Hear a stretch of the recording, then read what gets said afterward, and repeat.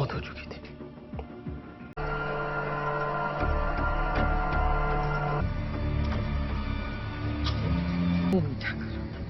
आप भी मुंह मीठा कर लीजिए। कौन है आप? Halo sahabat, Assalamualaikum. Apa kabar? Semoga sehat selalu dan senantiasa berbahagia.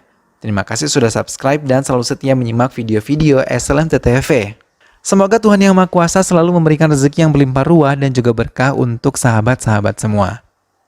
Tentunya SLMT TV selalu hadir dengan alur cerita dari film-film pilihan untuk menemani waktu bersantai sahabat sekalian. Kali ini film yang akan dibahas berjudul Abai.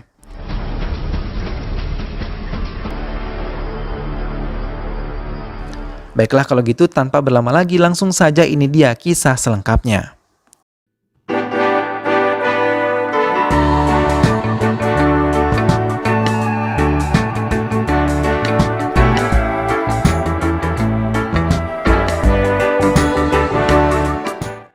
Tapi sebelumnya inilah dia para pemeran ataupun pemain di dalam film ini. Abai adalah polisi khusus STF, Komal adalah anggota STF yang bekerja sama dengan Abai. Radika adalah pengasuh Sahil. Sahil adalah putra Abai. Cakamur dan Mutu adalah pelaku di episode 1. Pramon adalah pelaku episode 2. Arun Pandey adalah anggota IT STF. Govin adalah musuh Abai. Param adalah pemilik klub malam Misty Ice. Dan Supriya serta Rohit adalah pelaku episode ketiga. Dan juga Sri Vastavi sebagai Heroes of STF. Nah, itulah para pemeran di dalam film ini. Dan selanjutnya jangan lupa untuk dukung selalu SLMT TV dengan cara klik like, komen, share, dan juga subscribe. Baiklah kalau gitu tanpa berlama lagi langsung saja ini dia kisah selengkapnya. Episode 1. 16 anak dalam 2 tahun ini hilang tanpa ada kejelasan dari kasus yang dilaporkan oleh orang tua mereka. Bahkan kasus terakhir, 2 orang anak kecil kakak beradik dikabarkan oleh orang tuanya menghilang semenjak mereka pulang. Kepala Kepolisian STF, polisi khusus yang ditanggung jawabkan untuk menyelesaikan semua kasus yang tidak bisa diselesaikan anggota polisi lain, memanggil Abai untuk menyelesaikan kasus ini.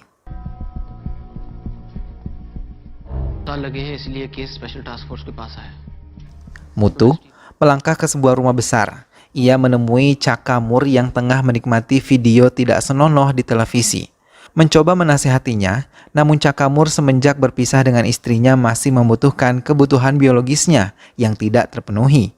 Mutu meninggalkannya di ruang tengah dan melangkah ke sebuah gudang. Ia melihat 2 anak yang terikat di dalamnya. Ia mendekati mereka yang ketakutan. Sambil menangis, mereka memohon untuk dilepaskan, namun Mutu malah membawa Puja meninggalkan Ragu yang ketakutan di dalam gudang. Mutu melecehkannya di kamar mandi hingga tewas. Radika, pengasuh Sahil putra satu-satunya Abai, selalu memperingatkan Abai untuk menjaga kesehatan dan tidak melupakan untuk makan sekalipun ia sibuk dengan kasus-kasusnya. Sementara Sahil selalu menghindari bila Abai datang untuk memberinya perhatian karena ia ingin sekali memiliki seorang ibu.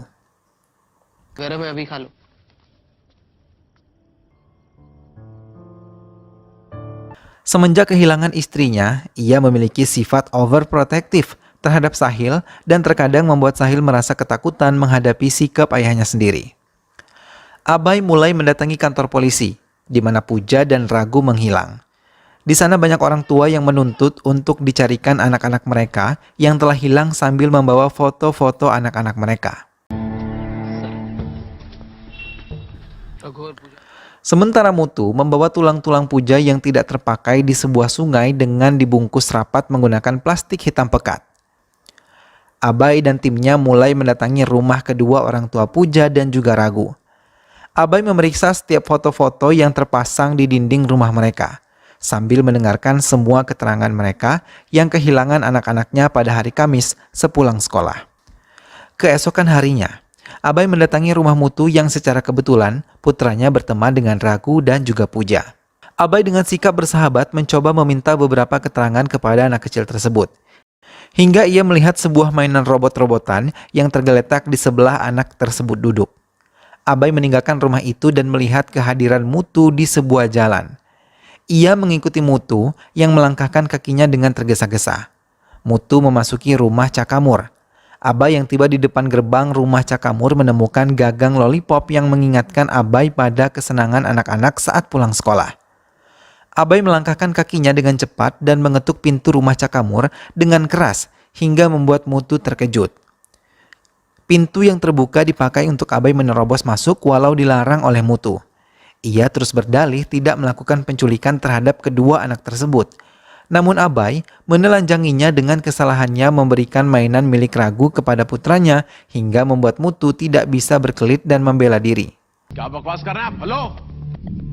Abai terus memeriksa setiap sudut ruangan yang ada di rumah Cakamur, walaupun dicegah berulang kali oleh Cakamur, dan menemukan gudang yang terkunci di bagian luarnya. Dengan bergegas, Abai merusak grendel ruangan tersebut dan membuka pintunya. Ia terkejut. Ketika masuk ke gudang tersebut, ia melihat Ragu tergeletak dengan posisi pingsan. Cakamur mencoba menyerang Abai dan dibantu oleh Mutu, namun Abai dengan sigap melawan mereka hingga Komal dan anggota lain datang lalu melerai mereka. Warga yang mengetahui kalau Cakamur adalah pelaku penculikan anak-anak langsung mendatangi rumah Cakamur sambil membawa senjata tajam untuk menghakimi kejahatan mereka. Abai mengancam Cakamur untuk menyerahkannya kepada warga dan dihukum berdasarkan hukum rimba. Hingga Cakamur merasa ketakutan dan menceritakan semuanya. Kalau ia bersama Mutu telah menculik, melecehkan serta membunuh dan memutilasi tubuh korban.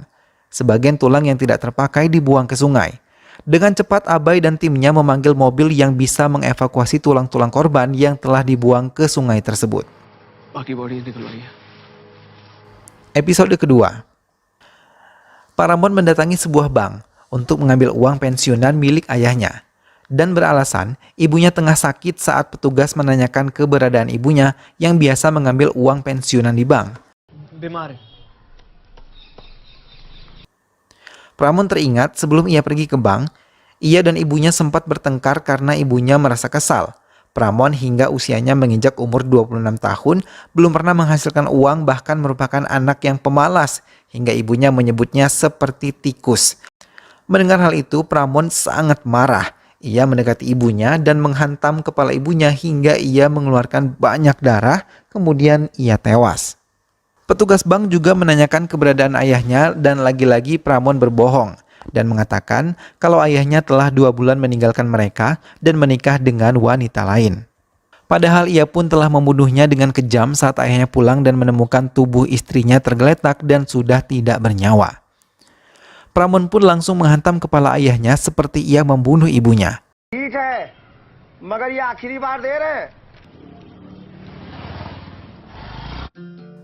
Sampai di rumah tidak ada penyesalan di wajah dan hati Pramon. Ia bahkan menyiapkan semen basah untuk mengubur jasad orang tuanya di ruangan rumah mereka. Abai pun menceritakan keadaan putranya kepada atasannya. Sebelum ia mendapatkan tugas baru, memecahkan sebuah kasus tentang menghilangnya seorang anak dari pengusaha besar di Kalkuta bernama Surbi. Sementara, Pramon tengah bersama Surbi yang dibuat mabuk olehnya dan mengikuti semua keinginannya. Surbi merasa sangat tertekan dan ketakutan melakukan semuanya. Pramon memperlakukan Surbi dengan sangat buruk. Ia bahkan memborgol kaki Surbi kemanapun dan ia melangkah, bahkan ia pun mengawasinya kemanapun Surbi pergi tanpa memberikan ruang pribadi padanya. Abai mendatangkan Arun Pandey untuk membantu timnya mencari keberadaan Surbi. Sementara Surbi terus disiksa oleh Pramon di rumahnya. Bahkan ia mengancam Surbi dengan cerita pembunuhan yang telah ia lakukan pada kedua orang tuanya. Arun Pandey yang merupakan seorang IT mencoba meretas media sosial Surbi dan menemukan beberapa obrolan Surbi dengan beberapa teman prianya di sana. Hingga ia mencurigai salah satu pria yang mempunyai kedekatan lebih dibandingkan dengan yang lain. Abai yang mengetahui hal itu meminta Arun Pandey untuk mencari tahu tentang pria tersebut. Arun yang mencoba meretas akun pria yang dimaksud tersebut adalah Pramon mengatakan ia menggunakan VPN hingga keberadaannya sulit untuk dilacak. Hingga akhirnya Abai meminta Arun untuk melacak keberadaan HP Surbi hingga mereka berhasil menemukannya. Namun di sisi lain, Surbi telah dibunuh oleh Pramon karena ia telah mengingatkan Pramon tentang ibunya yang mengatakan dirinya tikus. Abai memimpin timnya mendatangi rumah orang tua Pramon. Abai mengetuk dengan kencang pintu rumah tersebut. Namun seseorang tetangga yang melintas mengatakan rumah tersebut telah kosong selama 2 minggu dan mengatakan orang tua Pramon pergi mengunjungi adik ipar mereka di kota lain. Semenjak itu Pramon pun menghilang. Ia menunjukkan sebuah pintu yang bisa digunakan untuk masuk ke rumah tersebut. Tim Abai pun bergerak dan memeriksa semua yang ada di setiap ruangan itu. Hingga Komal menemukan handphone yang mereka yakini adalah handphone Surbini. Namun Abai melihat jejak semut berada di sana hingga ia mengikutinya dan melihat di balik sebuah kasur tanpa sebuah jari menyembul dari undukan semen yang baru membentuk kotak. Ia meminta timnya untuk membongkar adukan semen tersebut, hingga mereka hampir tidak percaya kalau menemukan tubuh orang tua Pramon di dalamnya dan menemukan tubuh Subi di depan pintu rumah tersebut, dan mengalami nasib yang sama dengan orang tua Pramon. Abai pun berhasil menemukan keberadaan Pramon saat Komal mengatakan ATM kedua orang tua Pramon telah digunakan di daerah Kampur. Abai mendapatkan benang merah untuk kasus tersebut dan meminta meretas kamera laptop yang digunakan oleh Pramon. Tim Abai menyebar setelah mendapatkan beberapa alamat keberadaan Pramon, hingga Abai menyadari keberadaan Pramon di sebuah hotel bernama Desen. Komal berhasil melangkahkan kakinya ke hotel tersebut dan memberanikan diri masuk ke kamar itu yang nampak kosong hingga ia menemukan seorang korban tergeletak di sana. Tiba-tiba, ia diserang Pramon dari belakang dan mereka pun terlibat perkelahian yang membuat Komal terjatuh ke semen basah yang akan digunakan Pramon untuk mengubur korbannya tersebut. Pramon mencoba menghabisi Komal, tapi di saat yang tepat, Abai berhasil menyelamatkan Komal dan menyerang Pramon hingga ia sendiri yang tersungkur ke semen basah hingga ia tewas terkubur hidup-hidup di sana. Episode ketiga. Seorang wanita penghibur bernama Supriya mendapatkan tamu yang ia bawa ke rumah miliknya. Setelah puas bermain-main dengan pelanggannya, ia menjerit seolah-olah ia akan dilecehkan hingga Rohit kekasih Supriya datang menghajar pria tersebut dan mengikatnya ke sebuah kursi. Mereka menguras habis semua bawaan yang ada pada pria itu. Abai mulai memeriksa kasusnya bersama dengan timnya. Ia yang telah mengetahui korban bernama Virat langsung mencari kebenaran tentang Virat kepada kedua orang tuanya dan mendatangi kantor tempat Virat bekerja. Mereka mengatakan kalau Virat kerap mengunjungi Misty Eyes, sebuah klub malam, dan menemui Param, seorang pemilik klub tersebut.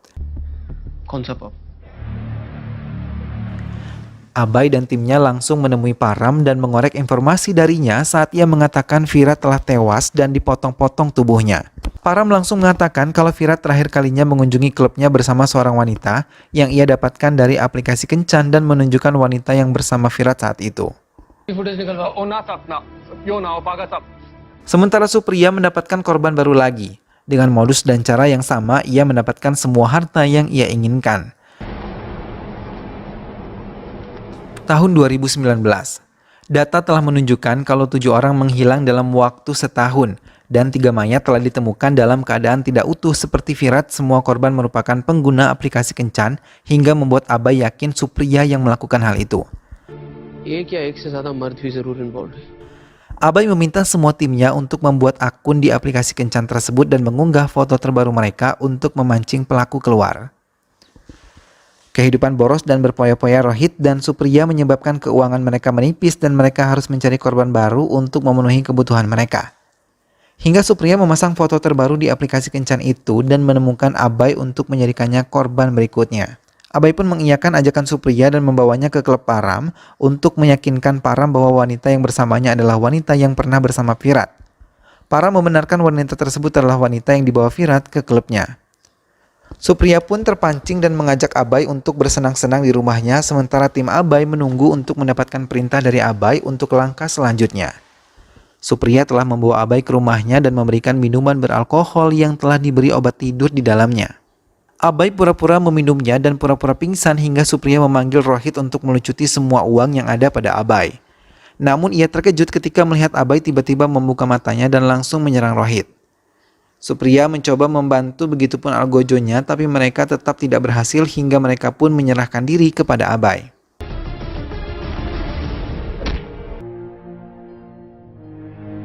Saat membersihkan mukanya, tiba-tiba Govin menelpon dan menyanyikan sebuah lagu yang pernah Abhay dengar Sahil melantunkan lagu tersebut. Episode keempat. Seorang yang melakukan tindakan pelecehan mayat yang ia temukan tergeletak di pinggir sungai, namun aksinya ia hentikan ketika beberapa polisi datang dan mengejarnya hingga berlari menyelamatkan diri dari kejaran polisi tersebut. Sampai polisi menemukan beberapa pendeta yang tengah berada di pinggir sungai. Polisi tersebut membawa semuanya ke kantor polisi itu. Abhay mendapatkan tugas baru untuk memecahkan sebuah pembunuhan yang mayatnya ditemukan di pinggir sungai dan ia mendapatkan laporan kalau Awasthi telah menangkap para pelaku. काम की बात करें अवस्थी ji Dengan cepat, Abhay dan timnya datang menemui Awasthi yang langsung menceritakan kronologi penangkapan para pendeta tersebut dan mendapatkan laporan dari dokter forensik yang telah meneliti tubuh korban, mengatakan ia tidak menemukan bekas pemerkosaan di tubuh korban. Malah, korban tewas akibat sianida yang ditemukan di perutnya bersama makanan yang ia makan. में कालिक है, पीठ पर कुछ खरोचों के निशान भी हैं। अवस्थी जी सर। विक्टिम की शिनाख्त हुई Sementara itu di sebuah kuil, Anchal yang selama ini tidak memiliki keturunan, ia meminta pertolongan dengan seorang pendeta wanita yang bernama Mekamu, yang menyarankan Anchal berdoa malam ini karena secara kebetulan malam ini adalah malam bulan purnama penuh hingga baik untuk mengadakan ritual dan berdoa kepada dewa. Anchal pun menuruti dan mau mengikuti ritual yang dianjurkan oleh Mekamu. Anchal mendatangi tempat di mana Mekamu telah menantinya dan ia telah ditunggu oleh pelayan Mekamu untuk mengantarkannya pada Mekamu. Mereka berjalan beriringan menuju tempat Mekamu berada. Setelah menemukannya, Mekamu meminta pelayan dan supir Anchal meninggalkan mereka. Mekamu meminta Anchal melepas semua perhiasan yang melekat di tubuh Anchal dengan alasan untuk menyucikan mereka dari zat-zat kotor yang bisa menghambat proses ritual memohon pada bulan. Anchal pun menurutinya, melepas semua perhiasan yang melekat dan mengikuti semua anjuran yang diberikan oleh Mekamu. Abhay telah tiba di tempat tersebut dan langsung melihat supir Anchal telah tewas di dalam mobil dengan buih keluar dari mulutnya. Mekamu juga meminta Anchal untuk memakan kue sebagai penutup ritualnya, namun semua digagalkan dengan datangnya Abhay dan timnya yang langsung menangkap Mekamu dan pelayannya beserta barang bukti yang ada di sana. Setelah menyelesaikan semua kasusnya, Abhay mendatangi Govin yang bersembunyi di rumahnya. Namun Govin yang mengetahuinya langsung berusaha melarikan diri dan langsung dikejar oleh Abhay hingga sampai ke sebuah tempat penyimpanan tepung Abhay. Lalu ia berhasil menemukannya dan langsung menghajar Govin. Tak lama polisi datang melerainya dan wartawan langsung meliput semua yang dilakukan oleh Abhay terhadap Govin. Namun Govin yang telah ditangkap petugas polisi malah meledek Abhay dengan terus melantunkan lagu yang telah ia ajarkan kepada Sahil. Atasan Abhay memanggilnya dan mengatakan kalau Srivastav telah melaporkan tindakan Abhay terhadap Govin dan memintanya melepaskan jabatannya. Tanpa banyak bicara, Abhay menyerahkan semuanya dan pergi meninggalkan kantor tersebut, lalu film pun selesai. Nah sahabat, itulah tadi alur cerita dari film yang berjudul Abhay. Sebuah film yang mengajarkan kita tentang kerja keras. Dalam hidup memang kita tidak akan pernah meraih kesuksesan apabila kita tidak pernah bekerja keras. Kegigihan para polisi dalam mengungkapkan kasus kejahatan ini mengajarkan kita bahwa usaha akan selalu menunjukkan hasil yang terbaik. Semoga sahabat semua terhibur setelah menyimak alur cerita film ini. Sampai ketemu lagi di alur cerita film-film selanjutnya. Terima kasih sudah menyimak video ini sampai akhir.